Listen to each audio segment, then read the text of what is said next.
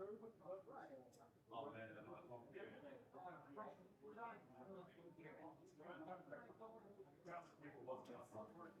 we'll get started here really quick. Or you take it away. No, just wondering, unfortunately, I'm not there yet. So this is our agenda. Actually, we'll do that. Okay. So just the introduction. Thank you guys for introducing yourselves. Nice to know who's here. And then we'll also have a presentation that we're going to do, kind of setting the scene for what we're going to be doing today, and some of the skills we hope you get to as well. Then we'll break into our girl team. We're able to do two cases today, which is great. So everyone has an opportunity to participate and kind of see the kind of things we want to address here today. And then within each case, there will be a smaller debrief, but at the end, what we're going to do is a very big debrief amongst all of us, kind of just to see what's going on and everything that we see. Yeah, we can have some good takeaways today. So these are our objectives. So we're going to go over the 6Ds framework, which will hopefully help in addressing microaggressions in the future for you guys as well. We're just to give you guys those advanced communication skills, what we're here for, and to give you these skills to be able to take back to your institutions, take back to your colleagues, just be able to address a lot of these microaggressions and macroaggressions as we continue to experience them more day to day. A lot of strategies to help kind of mitigate, because a lot of these things are very uncomfortable, but we want to kind of make you empowered so that you feel comfortable to address these situations. So that's kind of the so I'm going to hand it over to Will. And Great. Can you hear me? Okay. Sweet. So yeah, so I think, ideally what we want you all to walk away with is two things.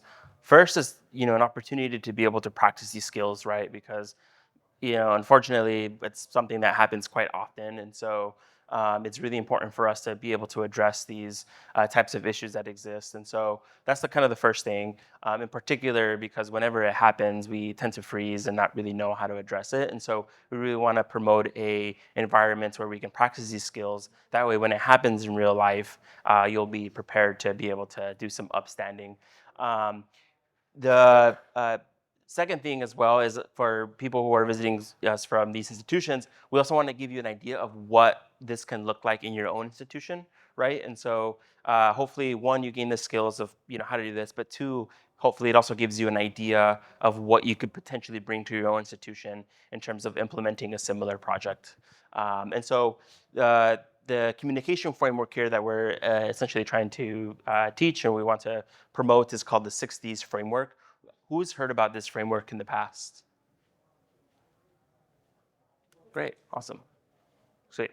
So it's kind of it's been a framework that's been established for several years now. It actually initially was developed in the setting of being able to address sexism, and over the course of the years, it has been adapted to also include racism as well. And so it had initially started with like 3Ds, 4Ds, and we just keep adding Ds because we just keep getting better with identifying new mechanisms to address these issues. So the framework that we're going to be used today was actually first implemented at University of Colorado School of Medicine by our amazing faculty here, Jackie.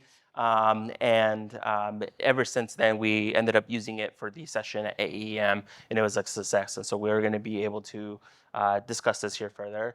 But just to kind of like throw it up to the original person, it was an article that was published by Washington et al. That I can share with you all if that's something that you're interested in getting more of. And so really quickly for the 6Ds, these are the things it stands for. We'll be talking about each of these directly and what they mean, both in the context of the person who is either doing the direct upstanding, but also as a potential bystander, because a lot of times, in particular for people who have certain identities may not experience certain of the isms. And so just as it's important for you to be able to address this issue, it's also important for our allies and as potential bystanders in these situations to be able to employ these skills as well.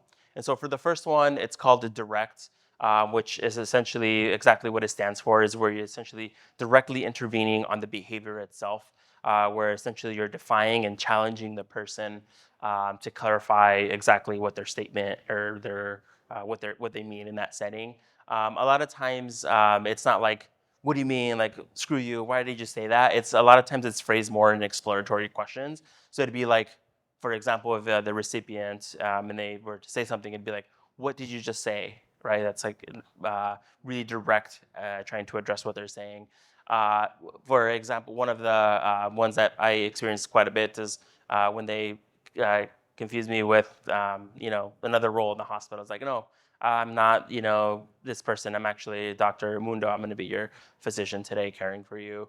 And then the other example as a recipient is when you ask them to understand, help you understand what they're trying to say or why it's so funny in that scenario. For our bystanders, it's really addressing, what they're saying and making them, saying the words that you are uncomfortable in the situation as a direct way to combat what they're saying.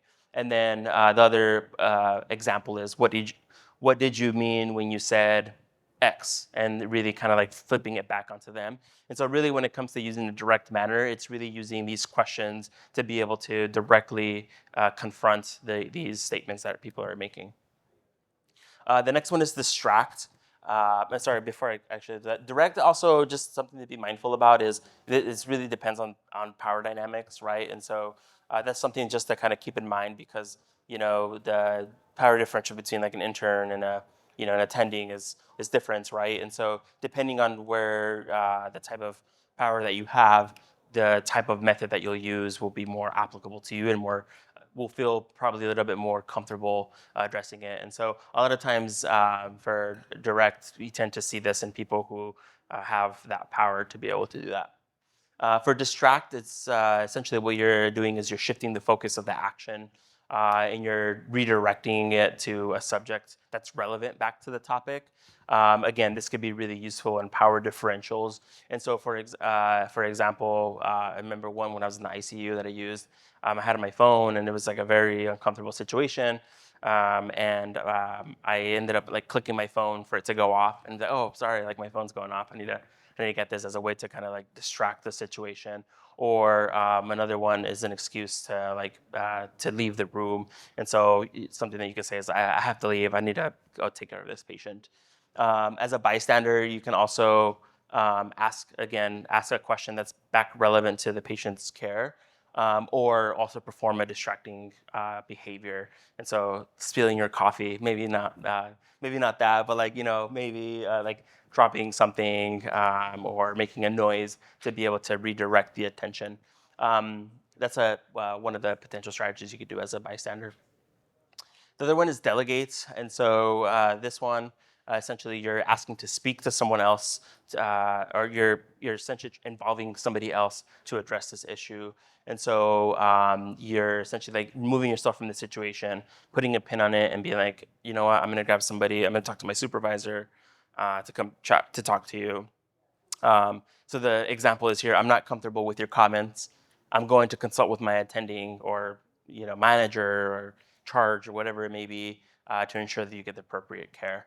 And so in that case, you're essentially delegating the allyship or the confronting or the upstanding to somebody else who may be able to do that. As a bystander, you can also say, what you just said is not an appropriate way to interact with our team members.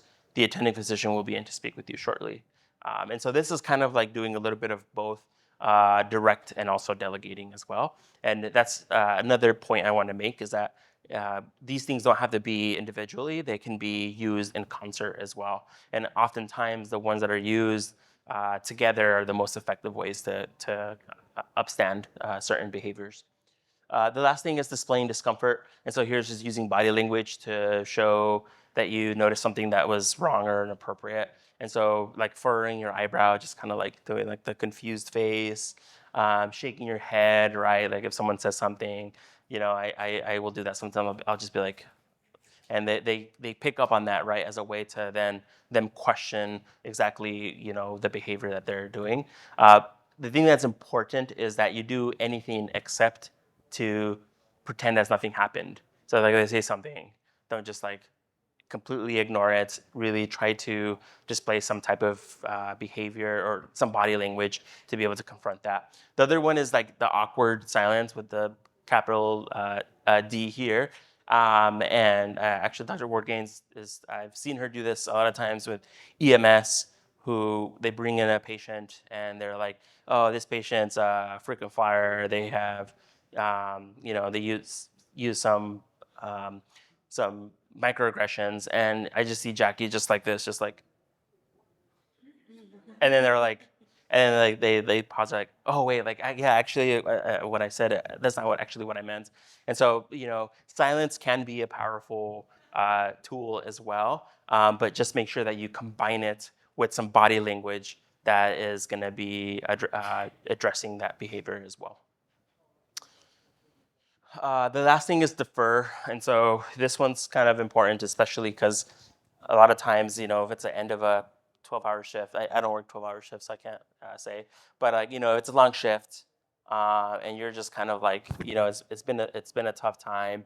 Your cup may not be as full. You may not have the emotional capacity to be able to really address these issues, and so a lot of times this tool is also appropriate as well, where you essentially just wait a few hours to better reflect on the situation, talk to one of your colleagues. Alternatively, it's okay just to disregard the action entirely. Sometimes that's just kind of like all the energy that we have, right? Unfortunately.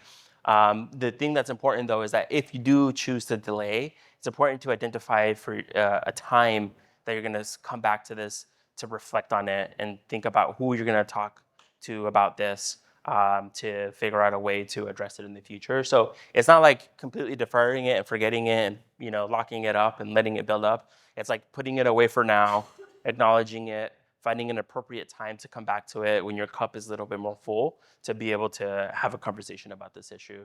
As a bystander, you can always ask, "Are you okay? I heard or saw what happened. I'm sorry, I didn't say anything in that moment, but I wanted to check in with you right now to see how you're feeling." So as a bystander, it's also okay to defer as well. We're all humans. The last thing is debriefing, which arguably is probably one of the most important steps and should also be done every single time after a difficult interaction. It's really rare that upstanding goes smoothly ever. And so this is an opportunity to be able to kind of close that loop if it didn't go well, to find an opportunity to improve it next time. The debrief is pretty much everyone's opportunity to be able to reflect what happened, things that you could do differently next time, and also just to check in with each other. As a recipient, at the end of the interaction, you can always say, "I would like to talk about what just happened." As a bystander, you can also say this. You can say the same thing, or you can also say, "I would like to go back to something I heard, I said, or I said yesterday. I worry that it may have had a harmful impact," as a way to be able to recognize that there was an issue and that we need to discuss it further. And so bringing it all together, there's different time points in which you can disrupt bias. And so, depending on the situation, the way that we like to break it down to is into 3 different points. And so it's going to be before the situation. And so, one thing that you can do is you can also just acknowledge that this is an issue that exists, and you want to be proactive about creating an environment to make sure it's a positive learning environment for everybody. And so, for example, at the beginning of a shift, if you're working with minoritized, residents or someone who comes from a marginalized background, when you're setting your goals, at the same time, after that, you can use that as an opportunity to create a space to be able to talk about these things and to make sure it's a positive learning environment. Don't be like, oh hey, because it's kind of awkward, right? When you have that person be like, oh, like I had my brother is Mexican, like I'm that means I'm cool with you all, right? It's not like that, right? So it's about being very intentional about the language that you're using and really demonstrating that you're an ally there to support them during difficult interactions. These framework, for the most part, they tend to happen during, right? And so that's really what we're going to be focusing on during the session, is being able to interrupt bias in the actual moment. And so that's where we can apply our different Ds. And then afterwards is also the other important section, where we essentially use a debrief model. And so this is kind of one of the ways to think about disrupting bias, that it does just happen in that moment. There's things you could do before and things you could do afterwards as well. So the next thing that we're gonna do, we're gonna hop into our simulation so we can practice these skills. We're gonna be using a fishbowl style exercise where essentially you'll have, there'll be 2 people per group. So we'll break you all up here shortly, and one person is going to be participating in the simulation, and the other person is going to be observing for case one. And then in case two, you will switch, and so then the person who was the observer will not be the participants, and vice versa. In each group, we'll have our faculty facilitators, and we'll have our medical student ambassadors playing the standardized patient roles. We're going to try to spend about 30 minutes per case, both to include the actual simulation session, but also being able to debrief with your group to talk about how the session went. And last but not least, something that's not on here is I really want to make sure that we are prioritizing psychological safety. This could be a triggering experience for some people, especially if this is something that you experience on a daily basis. And so I'm empowering you all to please take the time that you need to step away from the room, or to kind of pause things to take care of yourselves, because this could be a very emotionally challenging concept to concept and experience to talk about. And so please, at any point, if you need to step out, please let us know and do so, okay? Great, so we'll go ahead and break up into our groups now. Do you want to delegate that? So we have the first group here. There, and then here as well. So we have two here. And then we'll have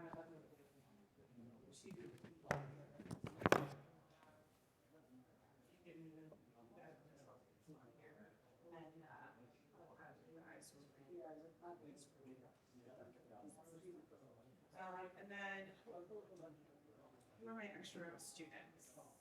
In the we have one extra, so they got all. Okay, but did you want to do something else? No, I think that should be fine. We still also have, we just want to move the chairs. Yeah. Oh, yeah. Oh, yeah, yes. Okay. Move chairs however you need to. Do we do an extra one or an extra group? You have an extra participant?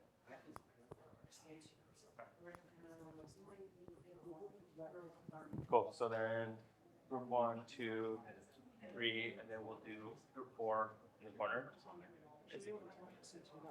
Yeah. Can you do the, we're gonna do more groups. Can you, are you able to build in the last one? Yeah. So you guys are right. Awesome. I would ask you guys.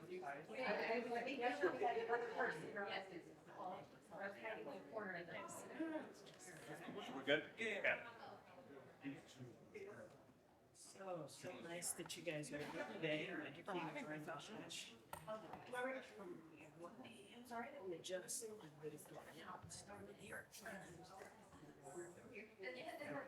huh? It's weird, I sure that on your system. Yeah, I'm good. Oh, no. We're good now? No.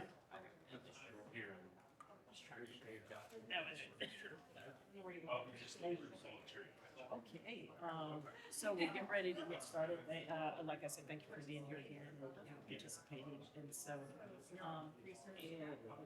some of us who maybe briefly earlier didn't do a lot of simulation, but I'm not sure about your familiarity with simulation. But again, you're just going to pursue the case and attempt to treat the patient as such.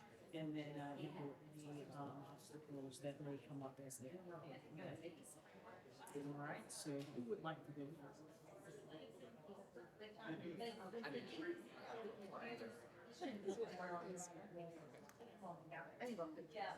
All right. So what's going to happen at this point is that we have he's a 59-year-old who presents complaining shortness of breath and some signs of hypoxia.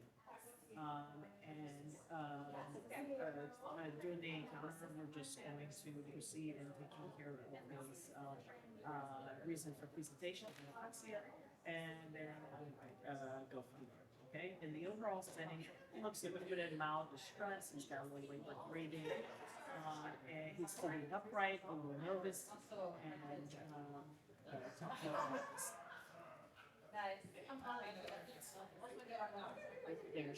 Who said they were going to be?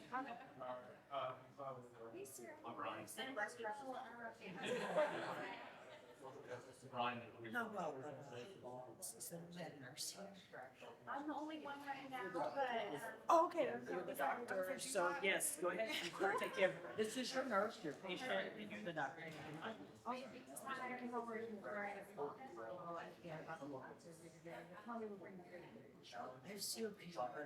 have another nurse? Okay, let's talk about what you prefer.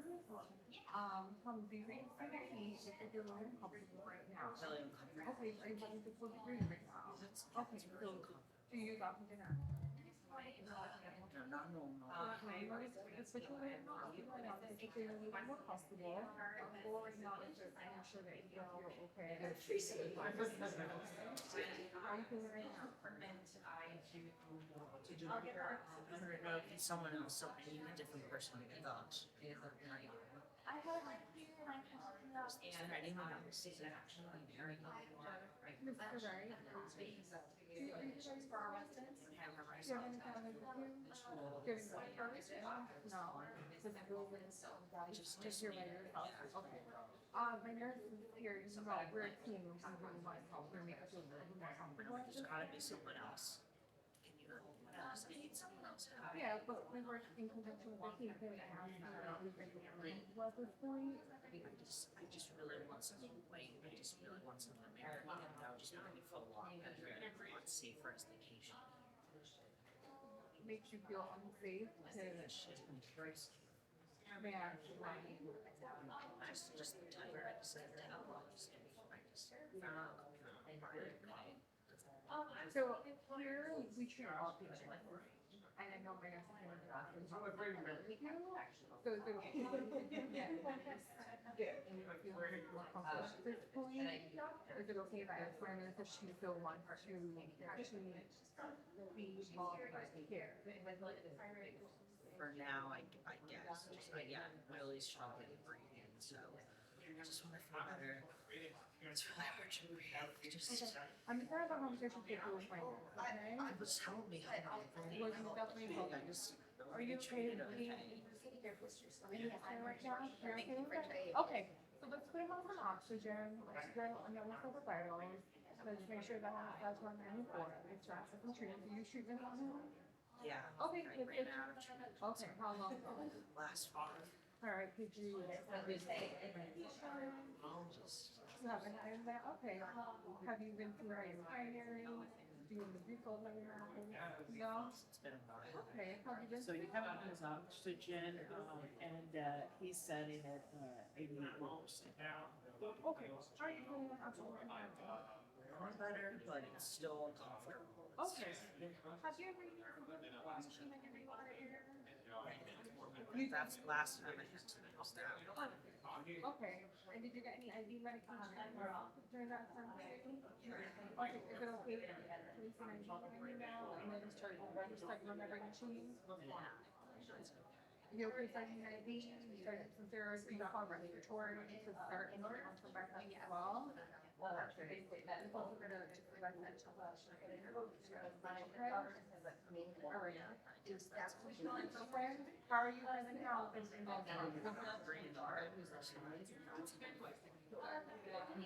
you have any questions for us so far? Okay, so I'll go right now to make sure that you're being a little bit better. I did. Wow. Let's see what this is to show us. What type of leave take. No, but yeah, no, but if I go, we're gonna start again. No, my nurse is sorry.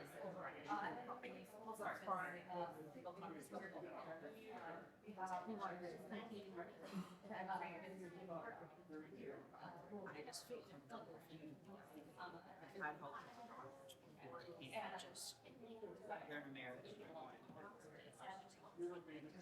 Okay, I hear you, and I want to respect your wish. Just be, you're already here. I know. So I hear you. You're doing such a good job of keeping just people just I just feel a lot safer with you tools. Yeah, I'm happy to hear that as a level our teamwork makes me feel comfortable and safe right now. Okay. But can I just talk about this for a second? Do you feel okay if I did it, or do you want? Do you feel okay? Yeah. Okay, alright, so let me place that ideas space. Can you just pull my mediation experience as well? I'm gonna just go ahead and call for a second, just so we can kind of like just see where we are and kind Sure. of rewind it. And so, as a nurse and your primary role in clinical society, how do you feel being in this? Sure. You're the doctor. I would think my role was kind of to defer to the attending the service maybe and I gave enough time to pick up.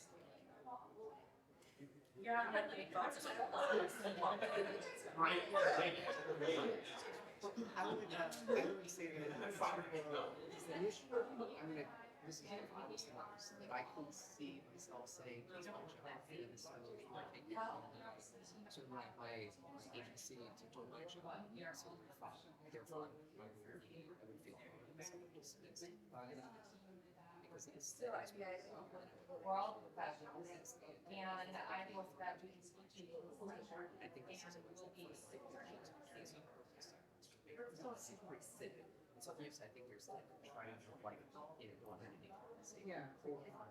but at the same time easier so say ours is at the same time they're just I don't like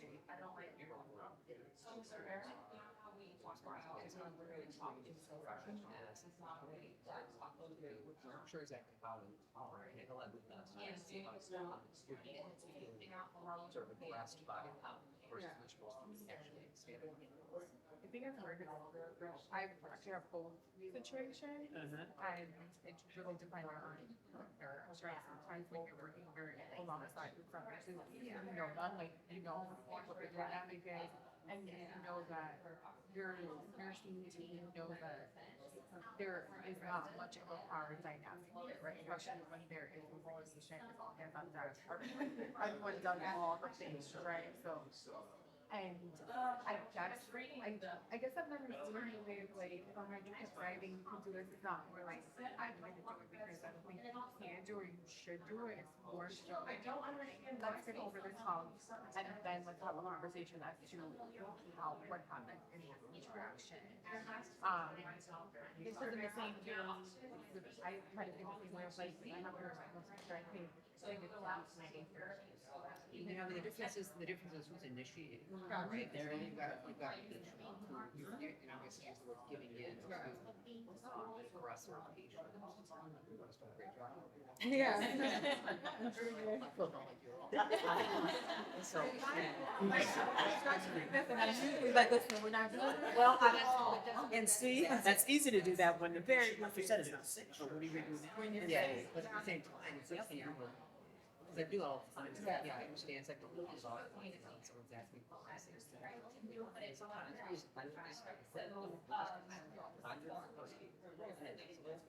So it's, but I still feel like it's different.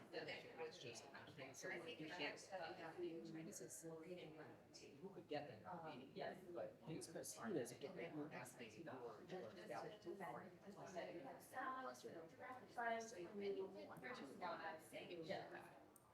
And just thinking about the tools we're talking about, right, and being direct.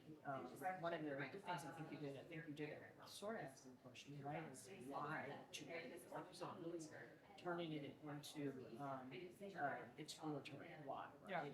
A lot of areas we use like direct is really microaggression. We come at like you just said. And so being able to just realize, like, and take that ignorance and that fact that this is something I grew up in, and also this is a belief, and this is where it's at. And so, okay, this is so asking why. and then using that opportunity to maybe explain to them and to validate your workers, right? And so, no, she's very well trained. Oh, is that what you're doing? Is that right? Okay. Well, now that you're having such a hard time breathing, I have the expert to put in myself right here. I need to have this expert. And so, giving them those options.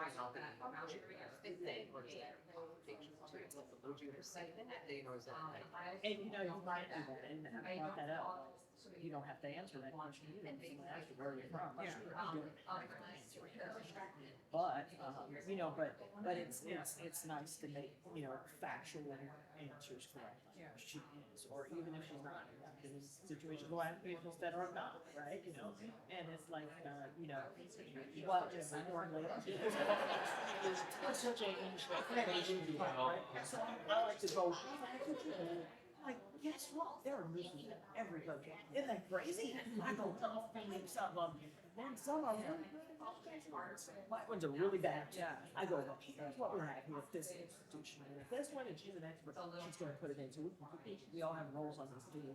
And this is how we would you like the RX over here that we established here? I think it's weird when you're in that situation because you're like, how do you want to frame it? What teaching you want to actually come across? Like, you know, I had a case not too long ago. I went at the police shop. I got a teacher that really said, I called Trump reporting as I'm taking care of him. Like, he was smack in the middle of it.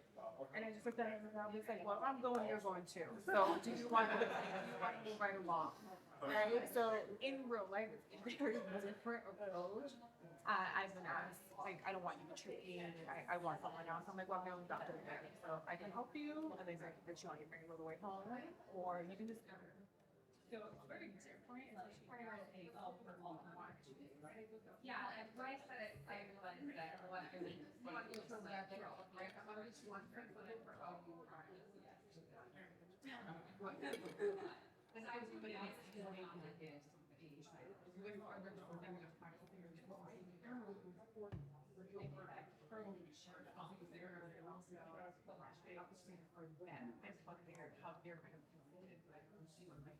So really important now, like you said, that's what all of it. I'm not making some words for them to say.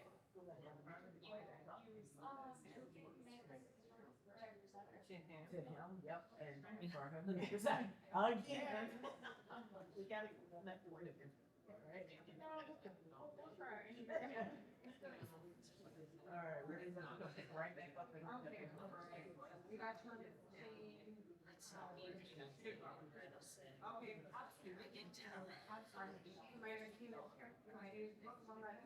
We're not. So we're right now. We're in and right now.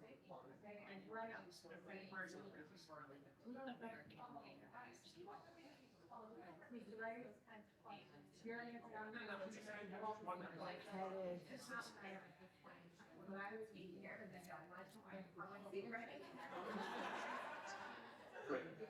Just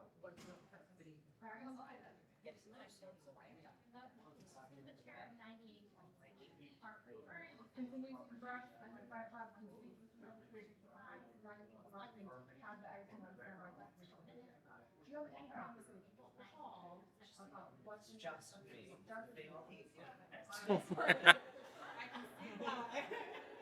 Alright, we ran away from you.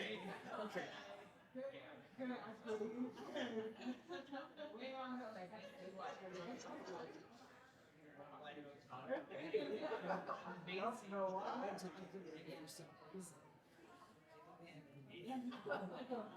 Just like this.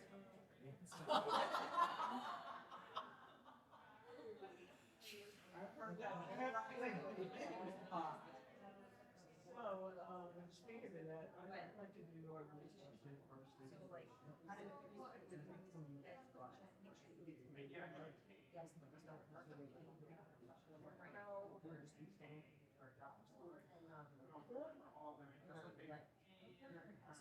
Even just watching, both high enough, like I put myself in I won't be honest with you guys. That's what's going on.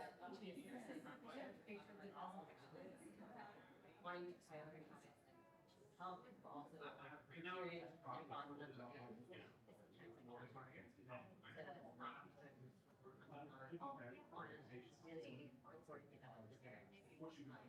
become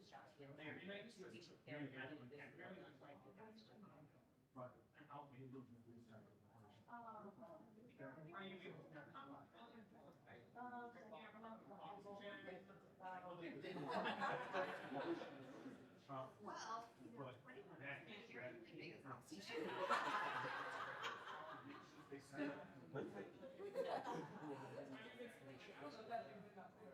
Saturation now, there's nothing.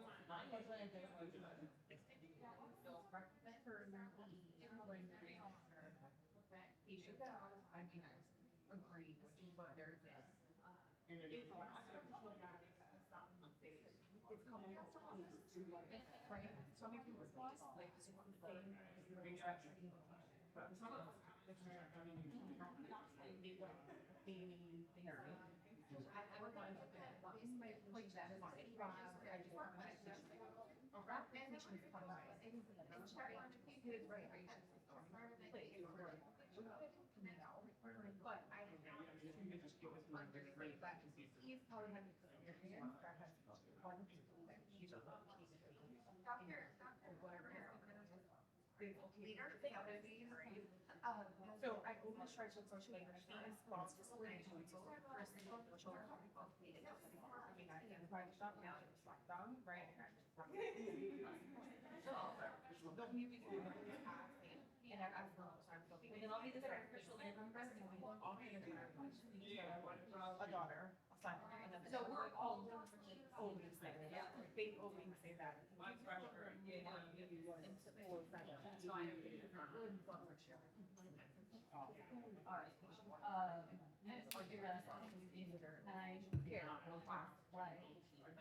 Are you gonna encounter this like doing it?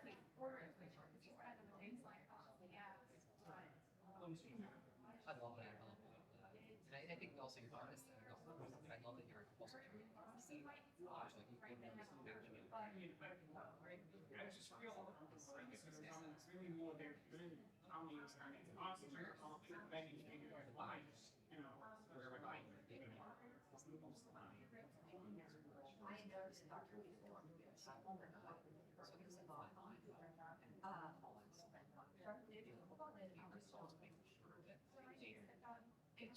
it's so painful for one that you're off from my successfully so good. You're part of the you totally like antagonistic care and it's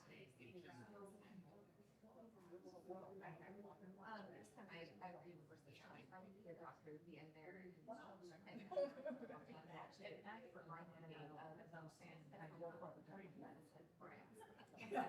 You feel all that ER environment. Knowing how it's brought me to place, but like it's hard not to laugh during it. It's like also out there, like it's also like for business passing stuff. So like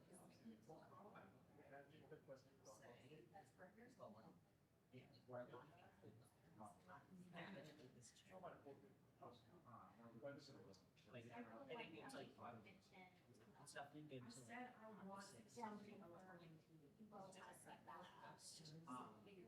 and I like check like worst thing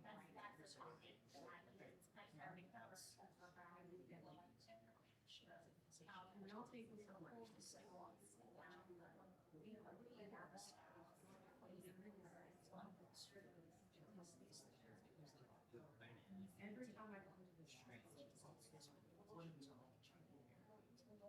that's what I did. Somebody to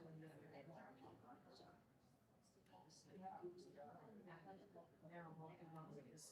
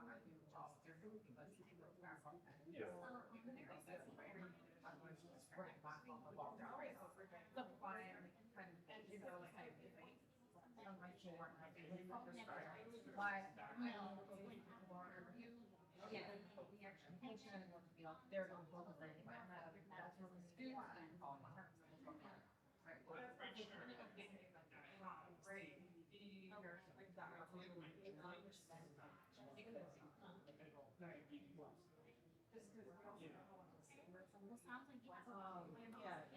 all our environment will get there.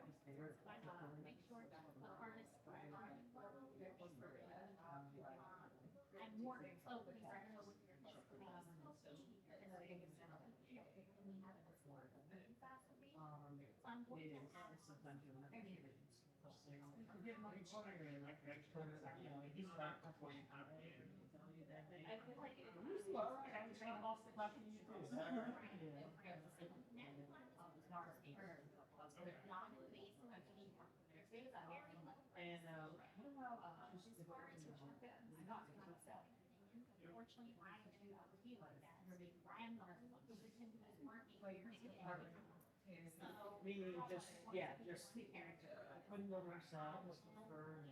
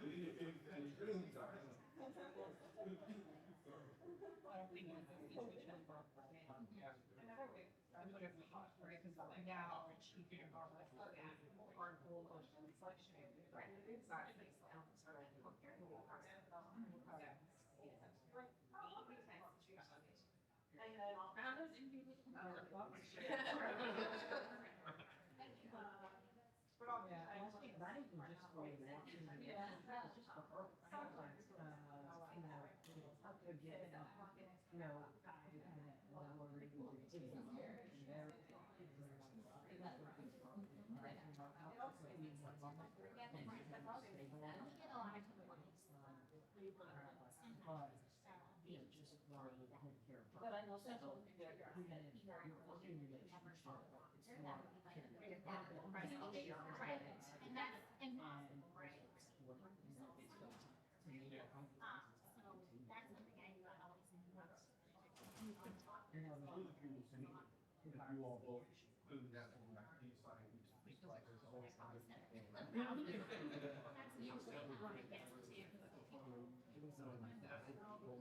positive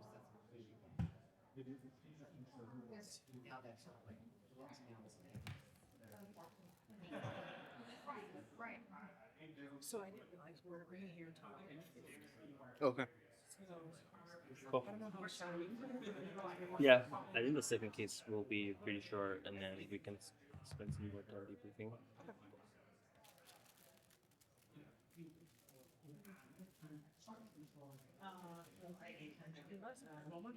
So hard. Technically, this is like it's almost like A&M conference. Yeah. So it's hard to like get people that could be here. And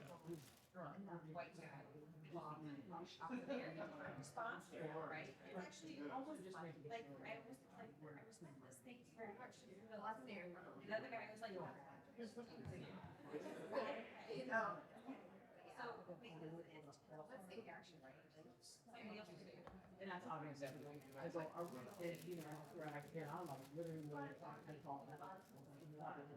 Virginia, I'm not right now. This page,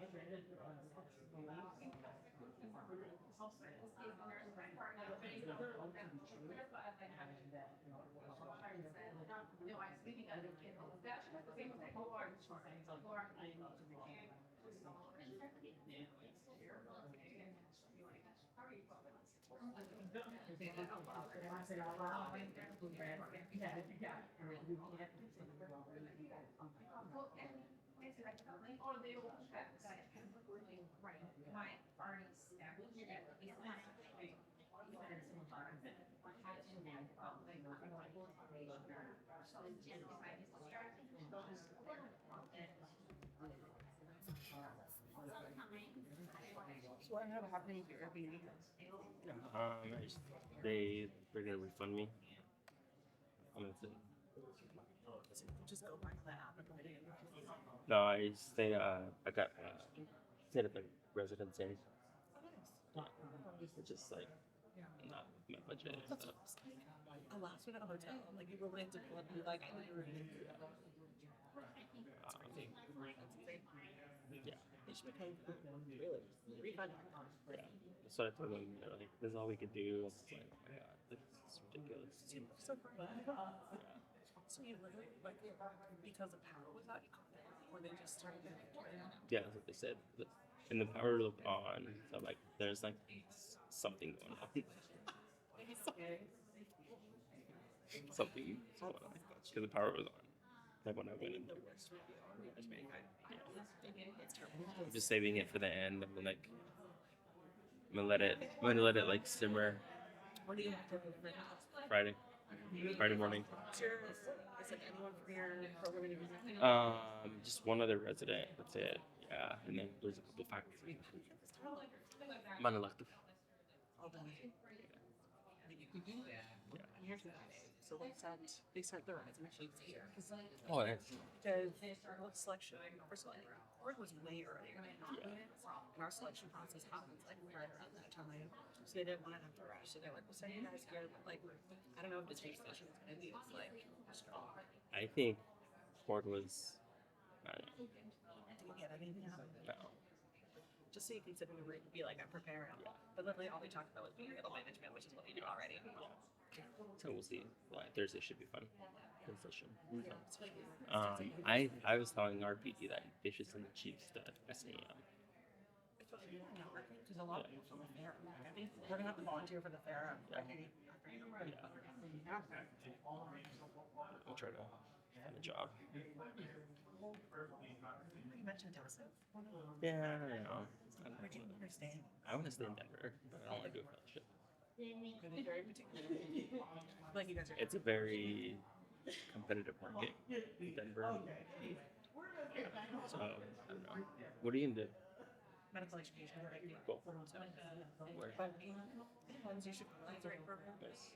Considering Emory. Cool. Yeah. Nice. What's the area that I should go with here? Yeah. Nice. Yeah, I was like, I don't want to do one. Like, didn't 4-year program and I already have a graduate degree. Feels like future somewhere they should be like willing to keep the things like that later. So it's like you're really very cheap. Yeah. Sometimes an institution where they want to Yeah. That's what it is.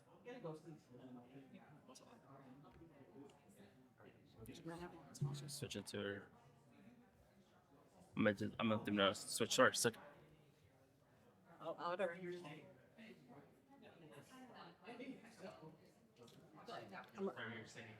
Was getting ready to start.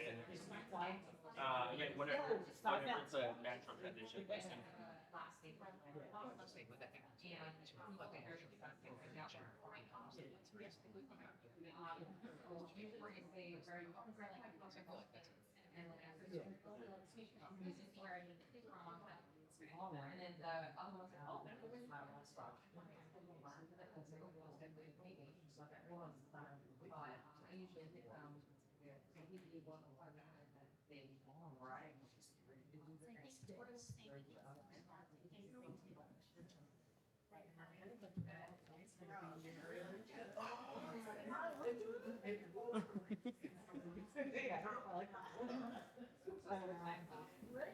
I usually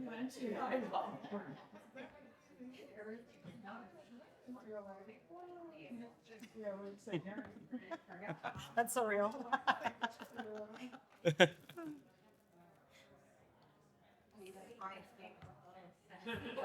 Yeah, it'll. Yeah. Okay. So you are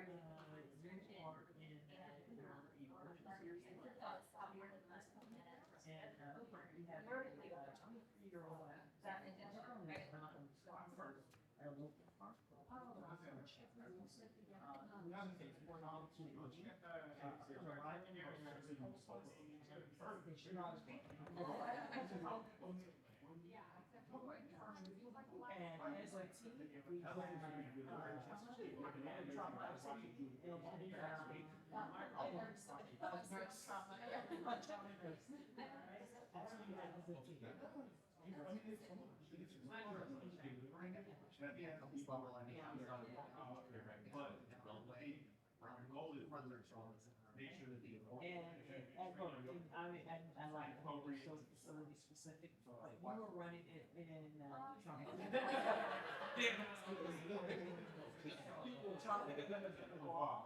and you're gonna get some, residents learn to live in the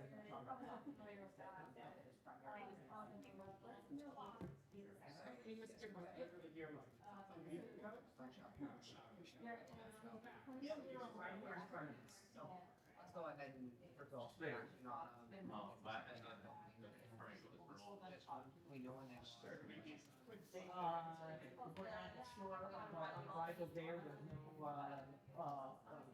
pulse, no blood pressure, no. You're at the top. Anything on the So, body. but you have partners, and then our, trauma. Right. Okay. Yeah, so he's in more rest right now, so. Do you know who Wi-Fi access is? Yeah, go to the SAEM on the internet. Okay. Does that make sense? On the little blue dash thing, there's the SAEM on the Wi-Fi thing. Sorry, I'm. Oh, there's an actual. Sorry.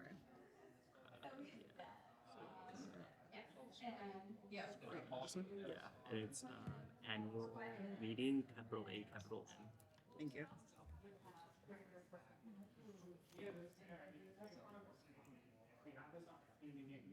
Alright, we're gonna get there, you can trace your done. Let's go ahead and Gonna be doing information at the same time. Okay. CPR's on point, so it's for the copy. When you open up, you see the, there's a lot of. Look to our, as a big, basically trying to. Trying to get one of our, when you tell them it's. On your left. Nothing so far. So, continue reading the privacy.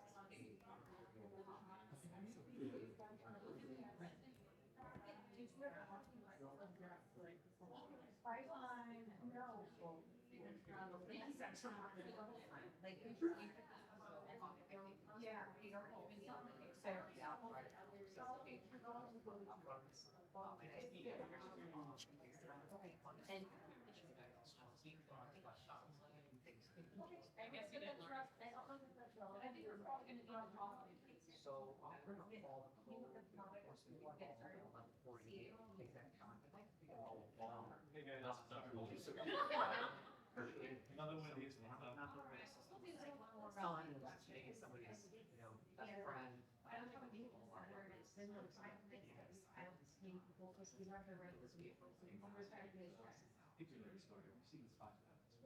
Okay, yeah. I'd like to do a little bit.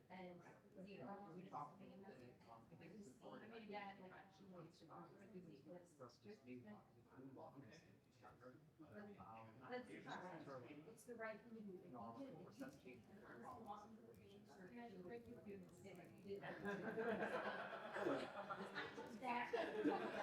That's my question.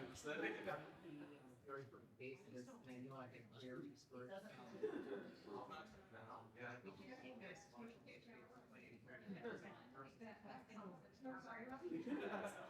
It's really very trying to complete.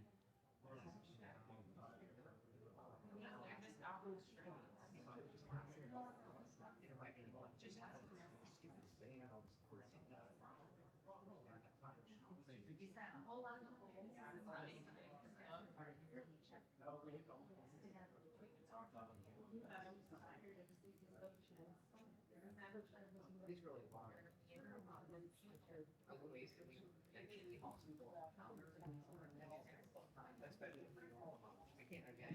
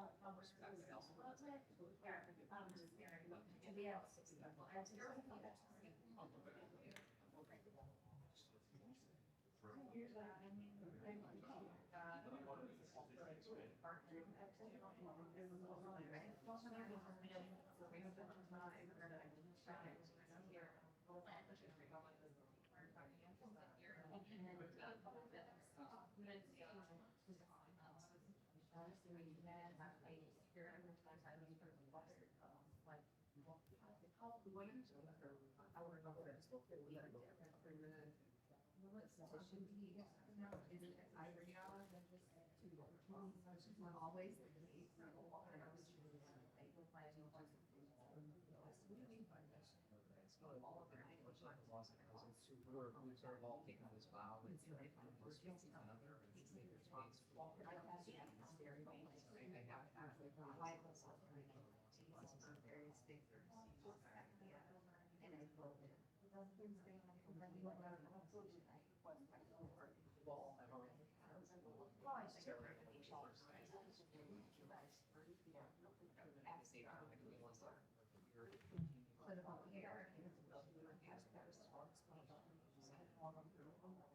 and you know, there are ways we can do things better. For instance, I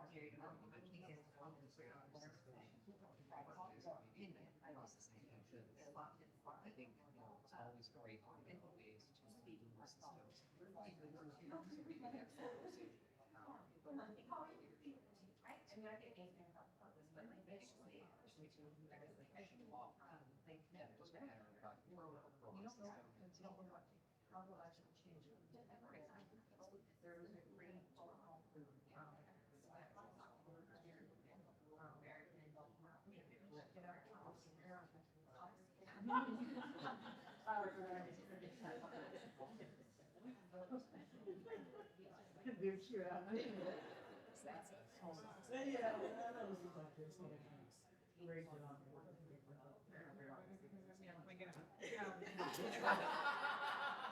Go back and say that was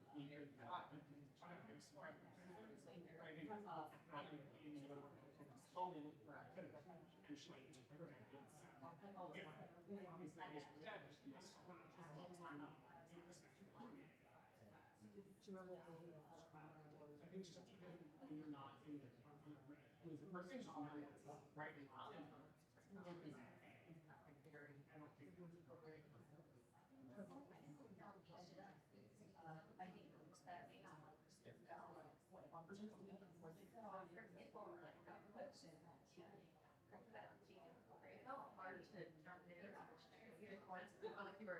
Them like right away, so I was like, wait, I can't say that what I'm supposed to say. And then like even in the first line, everyone's kind of like over and then they start going. So I think that we bring on this crystal purpose, yeah, like that when it's wrong and it's not to integrate and ask like why you're making everything that way. So it's part of being in the I fully even think about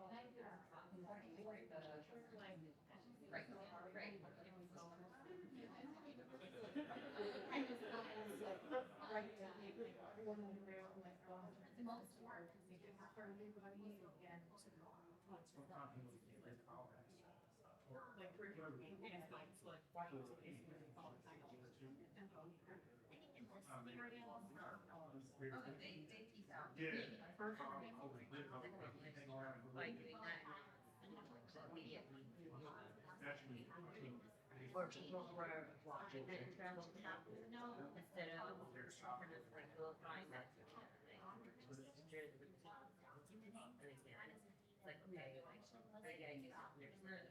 very high, describe high. And so I think it makes the bystanders take the role of like, in a very perspective, rather than just like, oh, it's like,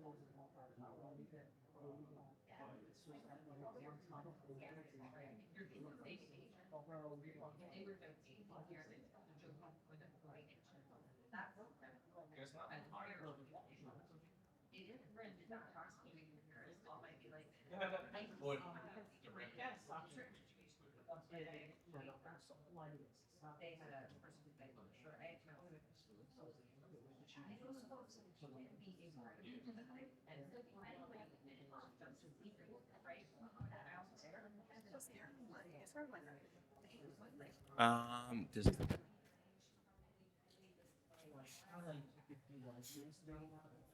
When people are introducing themselves, I find it yeah, these ones.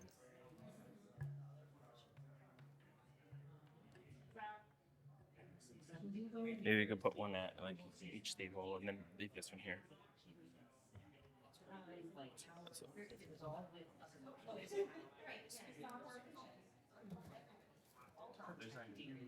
Oh, perfect. Okay.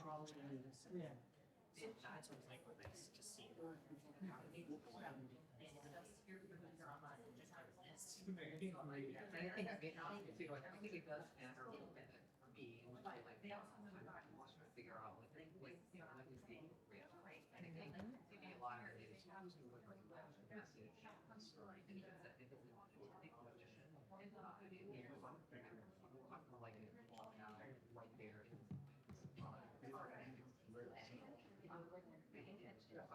Saying it, it's not a link, right? So it's kind of threshold out. I'll be honest, less, sometimes it's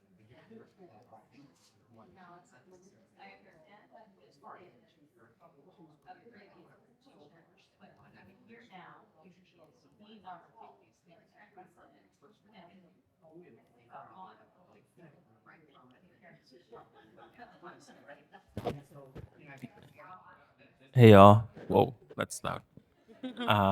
We're gonna get ready to do our big group debrief. So I'll give you a couple minutes to finish up your conversations.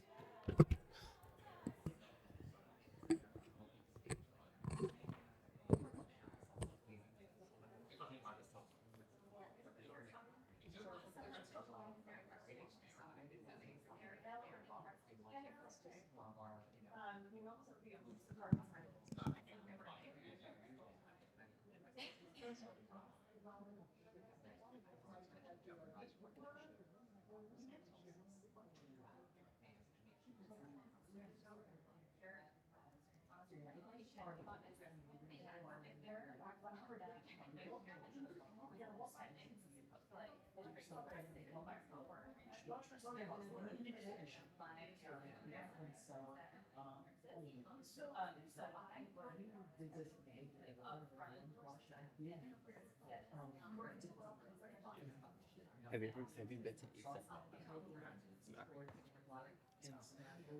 Everyone says it's just so big. It's like, obviously it's great for anyone who doesn't want to work in academia, because that's where everybody shows up. So we wind in line, like, great.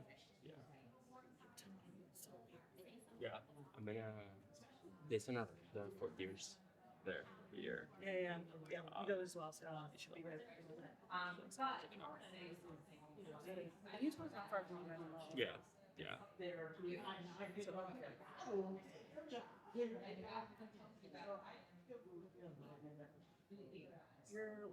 Is your third class? No, just the Chiefs. Just Yeah, the only conference they send us to as a class is ASET as force. They go to SAEM and That's cool. Honestly, that's the. I think that's the move.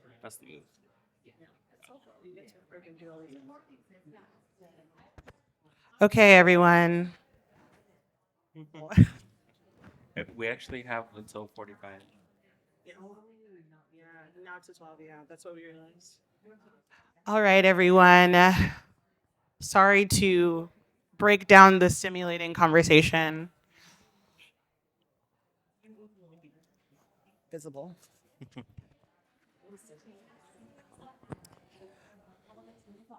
Okay. Thank you, guys. So we're gonna do a larger debrief. There is a mic. There should be some version of a mic at every table so we could hear everyone. But I guess I want to kind of start by just saying, like, how did everybody feel about the scenarios? If anyone wants to chime in about kind of their initial thoughts going into it. I thought they were incredibly realistic. It's certainly stuff that we have all dealt with in the emergency department. We had some pretty amazing actors here, so I really appreciated the way that that it was all crafted.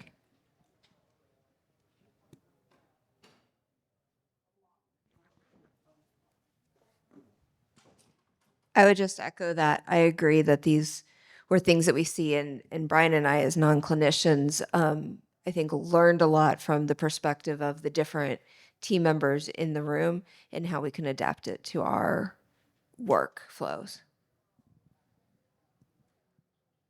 So when responding to the scenarios, if you were kind of the participant who was supposed to respond, did you feel like you hit the nail on the head immediately? Like, did you feel comfortable saying, we don't like this behavior and kind of addressing it? Or was it like something you feel like you had to work up to? Just curious what people's thoughts were. Definitely saw how like complex it is, like how many layers there are in some of these things, and it also just emotionally, even as a simulation, felt like my heart rate going up. So I appreciate that. It's not easy. Like it's not something that we're just like, oh, we'll just plug in one of the D's and everything's going to be okay. So I appreciate that it's a much more nuanced situation.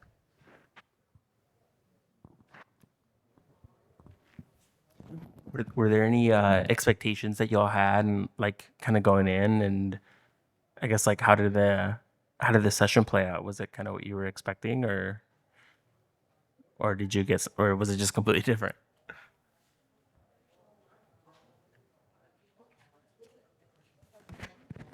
Yeah, I don't think it was like straightforward. I think definitely the case is definitely related to what we see on a day-to-day or have seen at some point in our careers, but it was very interesting to hear everyone else's feedback and their take on things because it allows for you to have a moment of like introspection of like, oh, I had this case, what could have I done at that point in time? Or how did this person feel? Or did I set the example that I wanted to set at that point? So I think it really was a really good learning opportunity for everyone.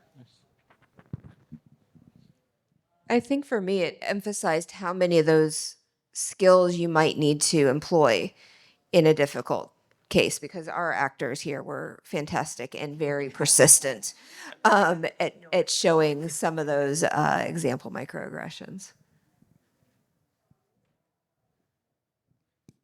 I saw everybody having some very in-depth conversations at their table. Do you guys want to share any of the bigger learning points or some hot topics of discussion that you guys were having at your table just for the larger group? I'm kind of curious to everyone's thoughts.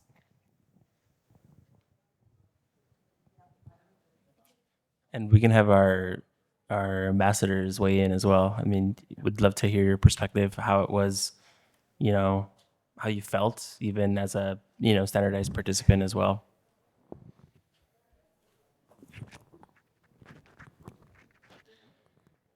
So I didn't play any of the roles of the standardized patient, but I was witness to all of them. And I felt like even as a bystander, I was kind of putting myself in that role, trying to think about what I would say in those situations too, especially as a medical student.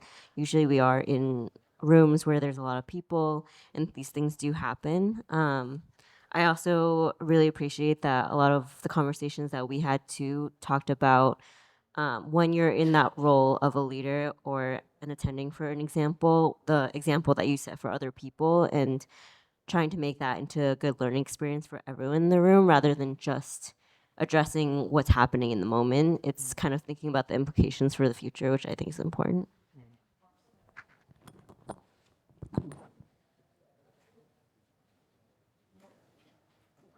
So our participants were non-clinical, but we had a lot of discussions that, sometimes in these instances, especially if families are in the room, oftentimes those individuals are non-clinical as well. So partnering or feeling more empowered to speak up in those moments is important because the family member may not feel comfortable saying, hey, can you all not speak like this about my family member, or redirect to clinical care. But you as staff, whether it be clinical or not, there are ways that you can deflect or directly address issues, and that you should feel empowered, even with those hierarchical dynamics, to say something that can show the family member that you are a part of their team as well.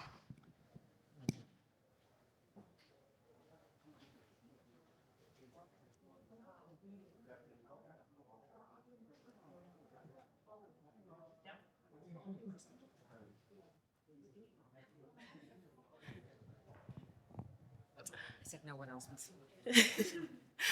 We had a discussion over here after the first case scenario, and I feel like we made a really good point that sometimes being a leader doesn't necessarily mean making decisions for other people. And so with the nursing situation, like asking yes or no questions sometimes isn't the right answer. Like you can ask people how they feel, and maybe they don't want to be like removed from that situation. Like they should have the agency to make those decisions for themselves.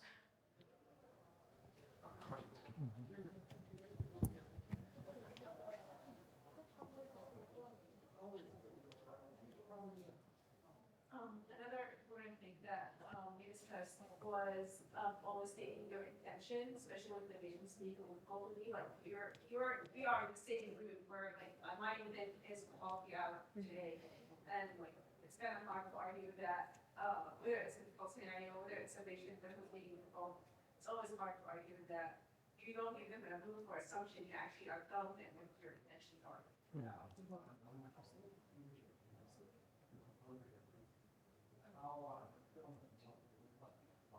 Any phrases that you think really helped or worked, like you heard that in your life, oh, I want to add that to my arsenal and definitely use that, while I'm working. Anything that you felt was like, oh, okay, like this is something that I think I can help kind of in that scenario.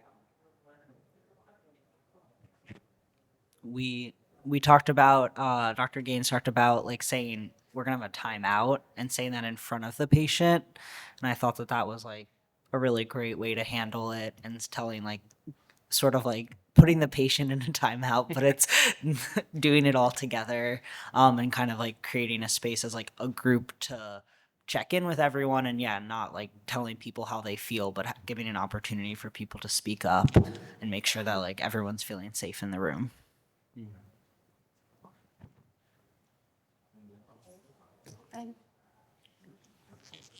So I have the benefit of having like multiple people here who are professionals in addressing this. So I love that you gave us a framework to put each and every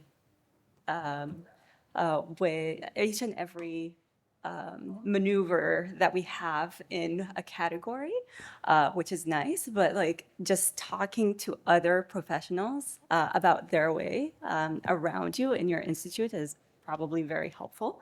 One of the sentences that really resonated with me is addressing that when they say, hey, where are you from? They take a stance and say, oh, what do you mean? We're all professionals here. Just addressing that, hey, this is a nurse who is a professional nurse. She is credentialed to do her job, and I can't do my job without her doing her job. So that was a very good one that I heard. The other one is when addressing authoritative figures as a trauma surgeon in your bay, and saying, hey, this is not the motto we go by in this institute, and our motto is to take care of every patient the best way we can. Just addressing like your institute's vision, and if you don't want to be part of this vision, maybe you should go work somewhere else. Was really good. Another really nice one was, hey, where you're from? I'm from this world, planet Earth. That was really good. I don't know if I'm going to be using it. I thought it real time. That was a good one, yeah. That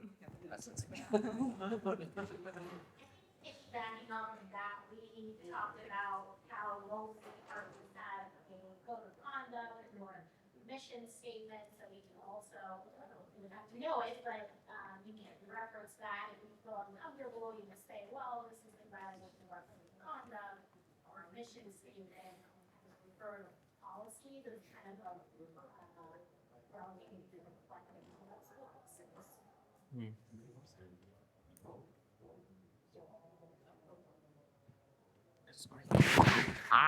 My bad.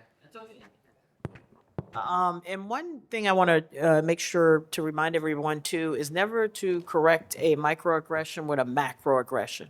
Because sometimes the things people say make you very angry and upset. And taking a moment yourself to, again, remember empathy and perspective taking. You don't know their background and where they came from and why they have these ideas that are not necessarily kind or nice. But you need to be kind and nice, right? So still coming from that place of inquiry and trying to maintain a safe clinical environment for everyone. So, like, again, it doesn't do any good for any of us to be, you're doing the same thing. If you're yelling and get out, whatever, right, then you're doing the exact same thing. You're letting your thoughts and your feelings on that come out on them. And so we'll never get ahead. We're never able to understand and communicate with one another. So again, coming from that place, that's why you'll have all these great tools to take with you.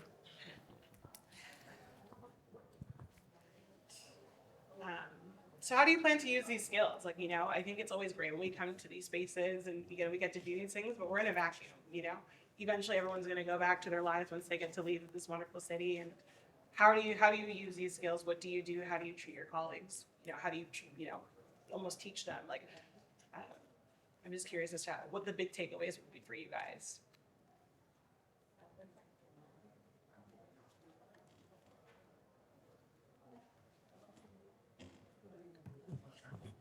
Yeah, don't do it again.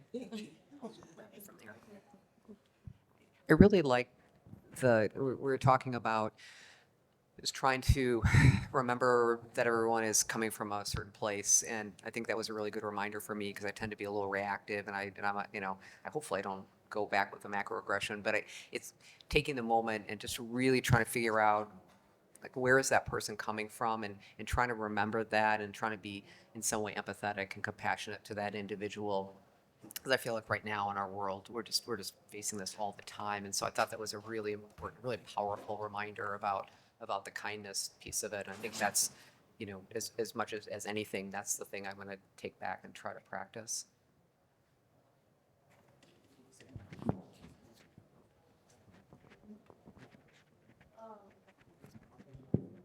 I was thinking, just kind of in terms of like as a medical student in the world, just kind of questioning what is normal in institutions. So, not understand how to feel like, oh, so what's this? Usually a total respond, or is this normal in this institution? It was kind of a little bit object because I think we're like not a lot is always around. Some people may not even realize what that makes it so like until they become part of non-clinical or new perspective.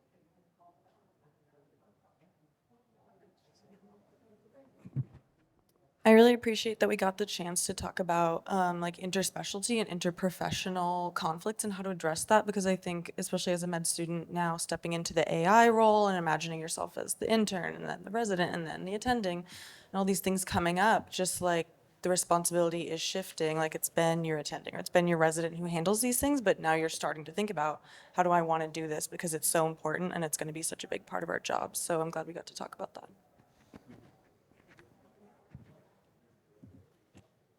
One of the things I learned from our facilitator was the persistency of the kindness. And, maybe Xing out, coming back in time and time again, and maybe that will help shift for just that one person. And maybe that impact on that one person you have actually care. I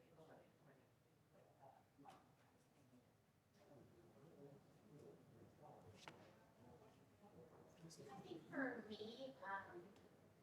although I know these scenarios and such, a reminder to utilize these more often within the whole conversations. It doesn't have to be just addressing micro and macroaggressions that our institution, we've done with the middle, and I wouldn't be have like a code violent system where if there's a patient who is escalating and they're upset about something, that is called, and the attending physician and other clinical leaders are supposed to go and address that patient. And sometimes in the moment you can feel concerned about what to say, or whatever you're saying is actually escalating instead of de-escalating the situation. But remembering some of these keys and how you can use them to de-escalate a situation, I think is helpful. So it really is mitigation tools that you can use in different settings or situations.